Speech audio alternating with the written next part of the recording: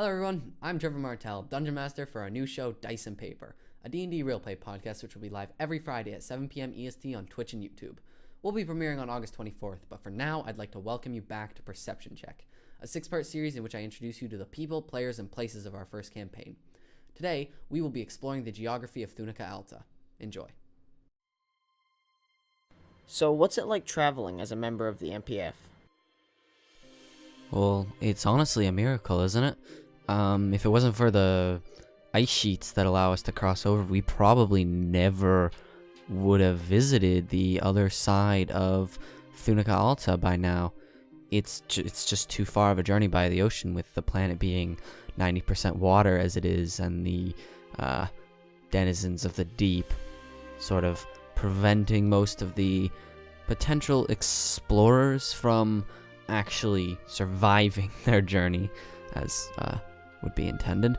But for us, the major obstacle really, besides the ice caps, is just crossing those mountains at the northern edge of Thuna Regia. The Twisted Spine is all-encompassing. It covers the entire top of the continent, and it's almost 100 miles through it. We do spend in the NPF here a lot of time up north in these mountains, just because they're very resource heavy and generally uninhabited. They've got a fairly large population of short folk, mainly Droigar and Goblin, but we clear them out pretty easily. And that's really the most obvious feature of the continent. Besides that, you might notice Mordecai's Brook, that big river that this river actually is a major boon for trade and commerce. It helps. It's because it's almost it's a many day, maybe even week or month trip from one end to the other. But if you take a barge, you can cut it down to only a day or so. That can ferry you in between places like Phandelberg, Oakstead, and our capital Dioram, who all three of these use it for both transportation and diplomacy and trade and all that.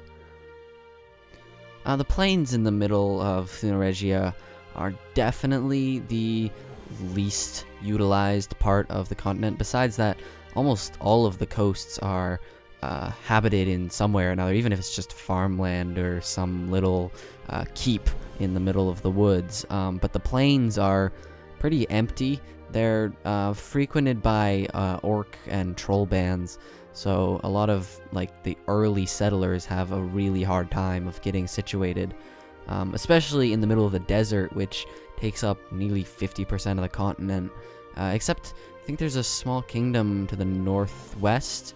I've heard they're in an alliance with some of the offshore empires in Valinor and whatnot, but honestly, it's not really my business or interest.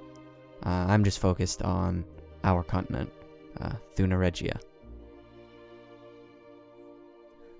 Well, thank you so much for watching. I hope you enjoyed, and don't forget to tune in on August 24th, 7 p.m. EST to catch our first stream live. I will see you tomorrow.